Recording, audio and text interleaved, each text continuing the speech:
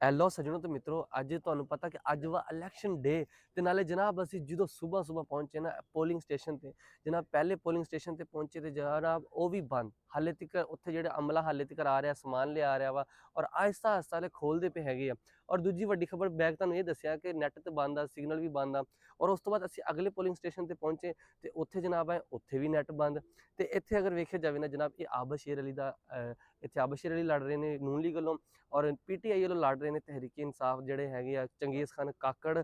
ਤੇ ਇਹਨਾਂ ਦਾ ਮੁਕਾਬਲਾ ਇੱਥੇ ਜ਼ਿਆਦਾ ਤਕੜਾ ਮੁਕਾਬਲਾ ਤੇ ਇਹਨਾਂ ਦਾ ਹੀ ਹੋਣਾ ਵਾ।